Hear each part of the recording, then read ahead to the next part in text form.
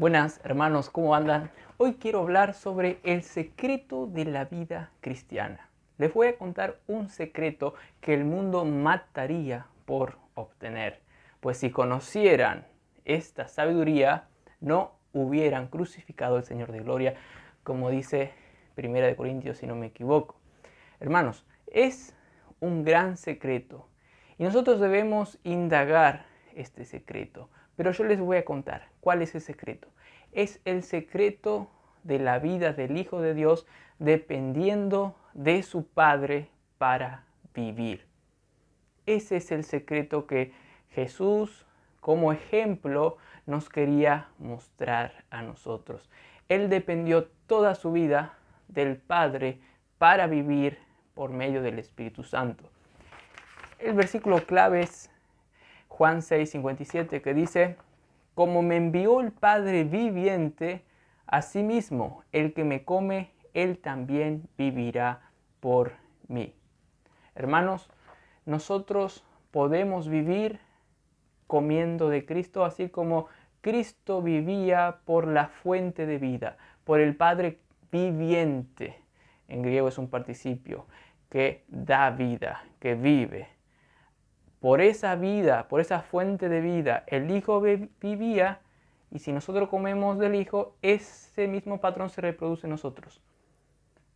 Cristo se vuelve una fuente de vida para nosotros, hermanos. Ese es el patrón que Cristo nos dejó a nosotros. Por ejemplo, para que vean mejor esto, en otro pasaje Jesús dijo: las palabras que yo os hablo, no las hablo por mi cuenta, sino que el Padre que mora en mí, Él hace las obras. Jesús vivía, hacía obra, obraba así, pero realmente eran las obras del Padre por medio de Él, porque el Padre moraba dentro de Él, en su corazón. ¡Wow! El Padre era el que lo movía para actuar. Por eso Jesús le dijo a los discípulos que ver a Cristo era ver al Padre. Y luego le dice a los discípulos: ¿no crees que yo soy en el Padre y el Padre en mí? Y entonces Felipe le dice: y muéstranos al Padre, ya nos basta. Entonces Jesús le dijo: tanto tiempo estuve con vosotros, Felipe, y no me conocéis. Si me conocéis a mí, conocéis al Padre. Y luego dice este versículo, que las obras que yo hago son las del Padre. ¡Wow! Esto es lo que Dios nos quiere mostrar. El secreto de la vida cristiana. Hermanos, cómo vivir la vida cristiana. Esto Pablo lo aprendió, Pablo lo sabía, por eso él decía: si yo he trabajado más que otros apóstoles, no fui yo, sino la gracia de Dios. En 1 Corintios 15:10 más o menos, fue la gracia de Dios conmigo. Después en otros pasajes también dice: yo no me he conducido delante de vosotros con sabiduría, sino con sabiduría humana, sino con sencillez y con la gracia de Dios, dice. Él se conducía con la gracia, con el regalo. De tal manera que también Hechos de los Apóstoles dice que enviaron a algunos misioneros, dice, y que dice, los enviaron a la gracia. Dice, los encomendaron a la gracia de Dios. ¿Qué quiere decir eso? Que todo lo que ellos iban a hacer era para la gracia y por la gracia. Todo lo que iban a hacer era para la gracia y de gracia, hermanos. Esto es wow. ¿Por qué, hermanos? Porque la vida cristiana solo se vive de gracia, así como Cristo la vivió. Él no vivió dependiendo solamente de Él. No. Las obras que Él hacía era dependiendo del Padre. Tanto es así que cada cosa que Él hacía primero tenía que estar de acuerdo a la voluntad de Dios. Y por el poder de Dios en Él, por medio del Espíritu, Él actuaba. Meyer comenta el versículo ese que dice que Él hace las obras en mí. Meyer comenta en su libro Pura Intención del Alma, sus palabras, la de Cristo, ¿no? Sus palabras, sus obras, su vida, eran las del Padre.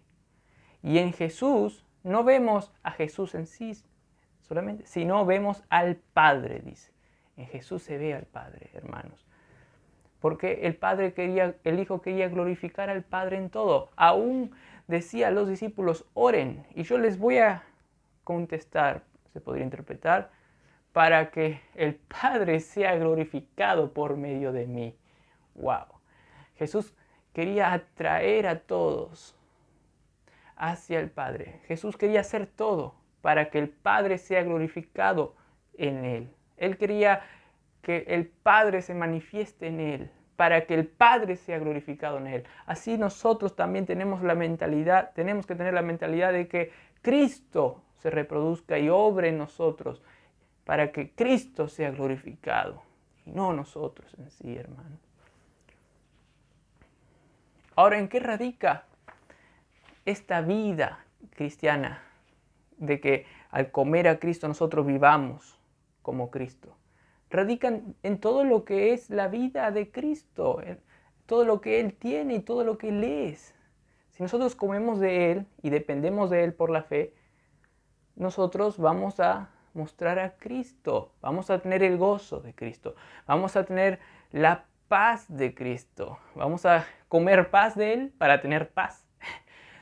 Vamos a tener la autoridad de Cristo, vamos a tener el amor de Cristo, vamos a tener todo lo que es de Cristo para mostrar. Nos apropiamos de Él por la fe, nos alimentamos de Él, que eso implica, digamos, la metáfora de comer de Él es creer la palabra de Cristo, lo que es Cristo, creer. Nos alimentamos de lo que Cristo es por medio de la palabra, entonces creemos. Y lo que creemos de Cristo, lo que nos alimentamos de Cristo, luego se manifiesta. No sé si vieron en una película de X-Men First Class, primera clase, donde hay un malo que explota una granada, pero lo obtiene así y lo absorbe y después con un dedo así le toca al otro y el otro como que explota. Hermanos, nosotros debemos alimentarnos de Cristo, así como Cristo vivía y dependía del Padre. Y al alimentarnos de Cristo vamos a mostrar las obras de Cristo, así como Cristo mostraba las obras del Padre. ¡Wow! Esto es el secreto, hermanos, de la vida cristiana. Entonces, cuando nosotros comemos de Cristo, vamos a mostrar a Cristo teniendo las cosas que son de Él. El amor, gozo, paz, autoridad. Por ejemplo, cuán extraordinario es tener la paz de Cristo. Y Cristo dijo, mi paz os doy. Él nos da de gracia. Él nos da también paz a nuestras almas. Ven, tomad mi yugo sobre vosotros y descansad. Que vuestros corazones descansen, vuestras almas descansen. Me imagino cuando Jesús le estaba diciendo esto a sus discípulos.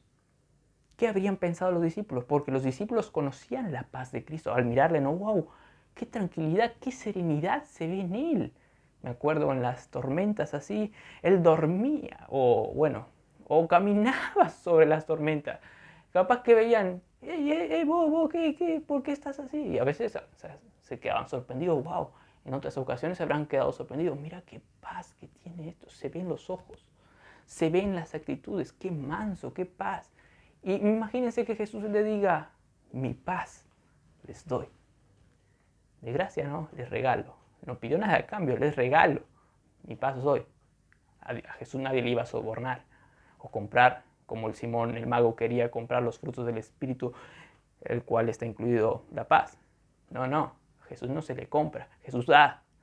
Mi paz les doy. Yo me imagino a los discípulos, si ellos fueran creyentes a esa verdad, dirían, wow, quiero tener esa paz, me regala así, wow, quiero ser como Jesús, sereno. Wow, esto sería lo mejor. La cuestión es, ¿crees? ¿Te alimentas de esa gracia de Cristo? ¿Crees que Él te puede dar su paz? Esa es la cuestión, pero es creer, hermanos, es aceptar. Después, ¿qué otras cosas están en el paquete de la vida del Hijo de Dios? Por ejemplo, el gozo. Jesús dijo en Juan 15, estas cosas os he hablado para que mi gozo esté en vosotros, para que mi gozo sea cumplido en ustedes. Me hace recordar a Pablo también, que él trabajaba, dice, y quería todavía vivir, como dice Filipenses 1, por el gozo de vosotros. Yo quiero trabajar para que su gozo sea, digamos, manifiesto. Quiero hacer todo para que ustedes tengan gozo. Pero el mismo Jesús aquí nos habla de que Él nos va a dar su gozo. ¡Wow! Esto es extraordinario. ¿Vos crees? ¿Vas a creer eso? Hermanos, si vos te alimentás de Él, crees en Él, vas a vivir. Y eso incluye tener gozo. O, por ejemplo, tener su poder, la fuerza. Como dice muchos pasajes, que nosotros podemos fortalecernos en el poder de su fuerza, Efesios 6 o 2 de Corintios 12:9, inclusive en nuestra debilidad. Dios, la fuerza de Cristo reposa sobre nosotros, como dice 2 de Corintios 12:9, aún en nuestra incapacidad, ahí en esos momentos incluso donde se ve que no somos nada capaces, nada poderosos.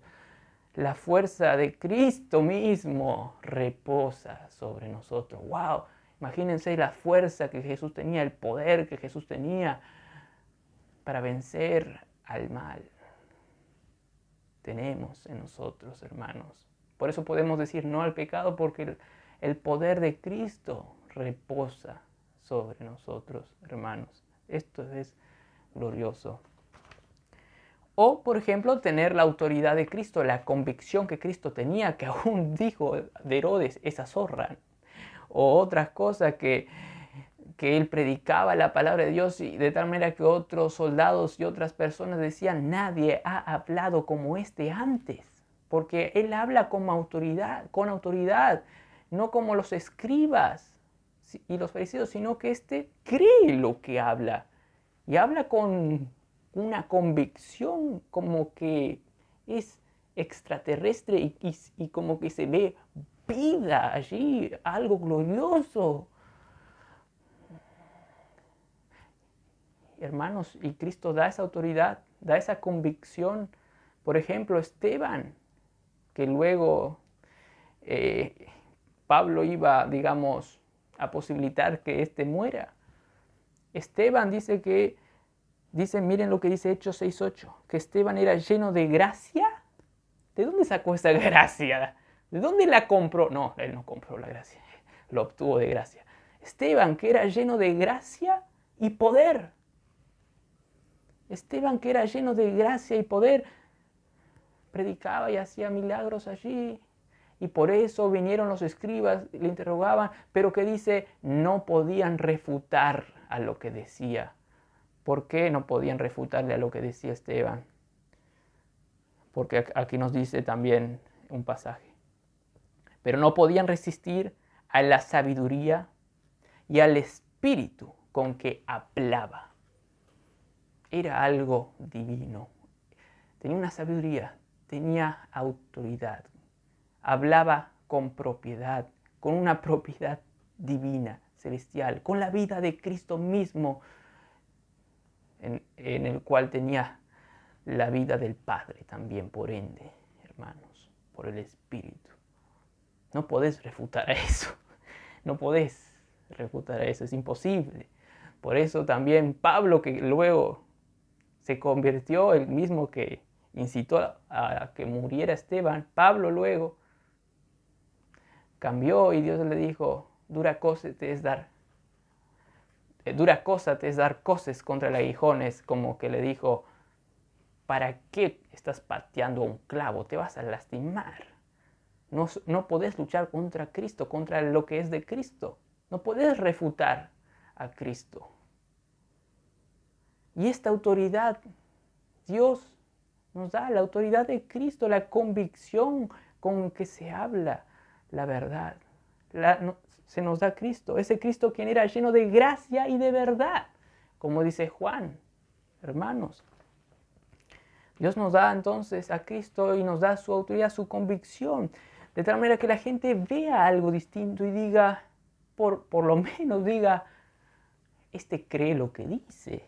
Por ejemplo, David Hume, que era un filósofo científico, que la pifió en muchas cosas, pero David Hume, al escuchar a George Whitefield, que era un gran predicador de la palabra de Dios en su época, ponerle en los años 1700, 1800 por allí, David Hume dijo de Whitefield: este es el mejor predicador que escuché, dijo.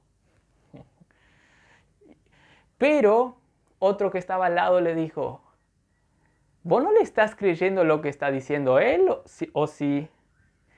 ¿Y qué dijo David Hume, este filósofo?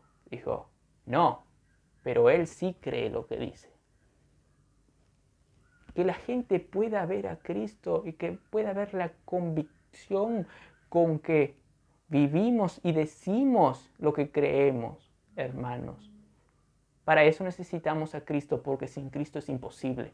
Hermanos, sin Cristo no podemos hacer nada. Por eso Juan 15:5 dice: separados de mí, nada podréis hacer. Solo con Cristo, quien vivió por el Padre, solo en Él podemos hacer todo, hermanos. Todo lo puedo en Cristo, que me fortalece. Filipenses también dice eso, hermanos. Hermanos, debemos actuar de tal manera que se vea a Cristo, pero primeramente debemos creer y apropiarnos de Cristo, y eso implica aceptar de gracia, no querer sobornar, sino aceptar de gracia. Y ahí vamos a obedecer, pues como dice Tito, la gracia nos enseña a vivir ordenadamente y seguir la ley. La gracia nos enseña, y eso está en consonancia como lo que dice Romanos 2, que la bondad de Dios nos guía al arrepentimiento, hermanos. Su bondad nos hace decir: yo no quiero ser así, yo quiero a Cristo. Quiero aceptar esa gracia sin igual y vivir para Él. Por eso Pablo, cuando se convirtió, dijo: ¿qué quieres que yo haga? Hermanos, primero aceptemos de gracia a Cristo, para que luego los demás huelan a Cristo, huelan nuestra vida, que digamos, exhala a Cristo, hermanos. Que todos vean a Cristo en nosotros, hermanos. John Owen comentó un pasaje de Oseas 14:5-6, que ahora les voy a leer, diciendo que el cristiano se va santificando por medio de Cristo, ¿no? Al conocer al Padre también, y va creciendo la vida cristiana. Por lo tanto, nosotros debemos comer más de Cristo y crecer en Cristo. Y les leo Oseas para que ustedes entiendan esto, que es glorioso crecer en Cristo. Oseas 14:5-6 dice: yo seré a Israel como rocío. Él florecerá como lirio y extenderá sus raíces como el Líbano. Se extenderán sus ramas y será su gloria como la del olivo, y perfumará como el Líbano. Hermanos, nosotros en Cristo, unidos a la vid, nos vamos a ir santificando progresivamente. Vamos a ir extendiéndonos, vamos a crecer.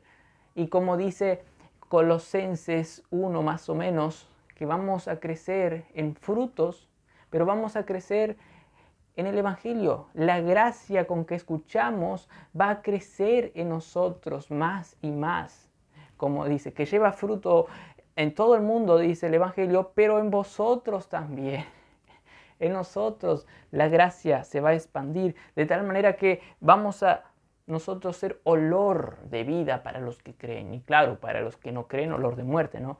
Pero vamos a tener el mejor perfume del mundo, que es el perfume de Cristo, que no tiene precio. Y Él nos regaló, pues Él derramó su sangre, que no tiene precio. Y de tal manera que el valor que nosotros tenemos ahora es el valor de la vida del Hijo de Dios, hermanos.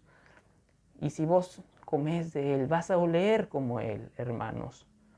Y vos te vas a extender con una gloria magnífica y vas a crecer en gloria al contemplarle más a Cristo, como dice 2 Corintios 3:18, como un espejo, la gloria del Señor, somos transformados de gloria en gloria por el Espíritu, en la imagen misma de Cristo, hermanos.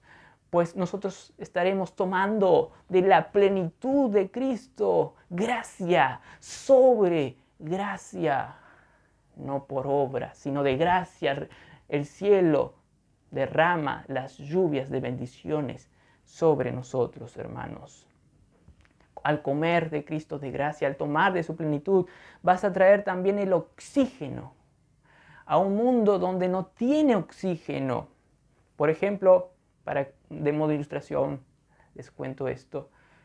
Robert Boyle era un científico de la época de Isaac Newton. De hecho, se mensajeaban, no con mensaje de texto, porque allí no existía celular, sino con cartas.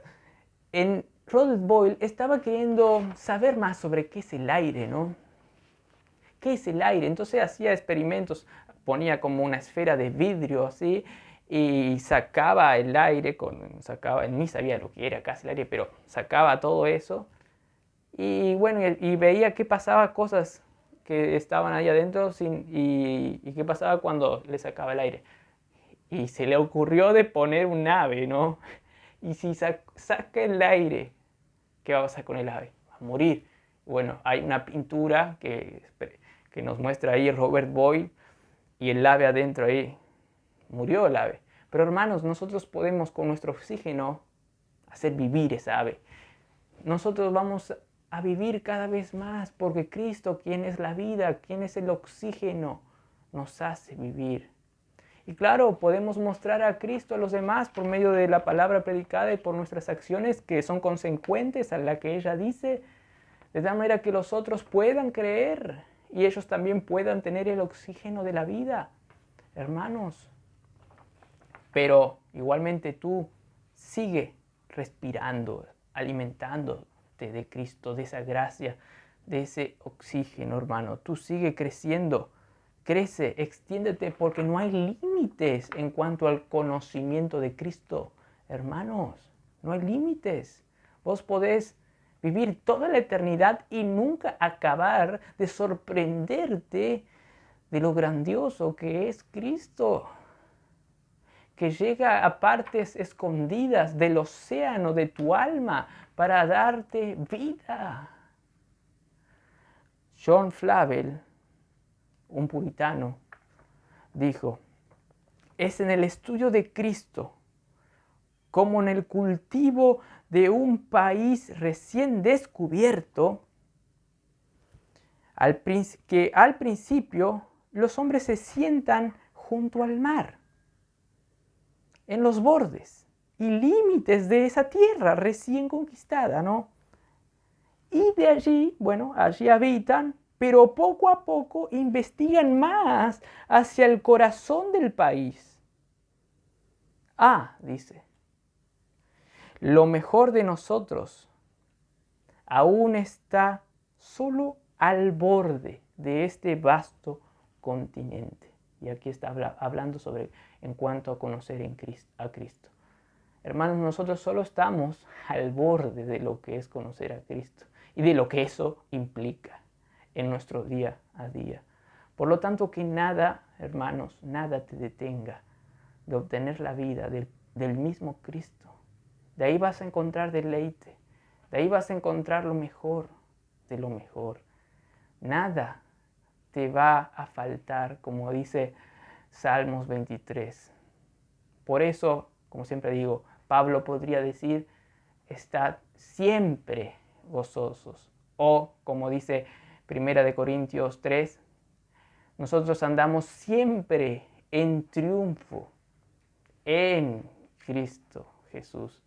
Hermanos, separados de Cristo no podemos hacer nada, pero lo glorioso es que en Cristo adquirimos nuevos conocimientos de la gracia y por lo tanto es un deber glorioso el que nos dice el apóstol Pedro: creced en la gracia y en el conocimiento de nuestro Señor y Salvador Jesucristo. Que tengan un buen día en Cristo Jesús.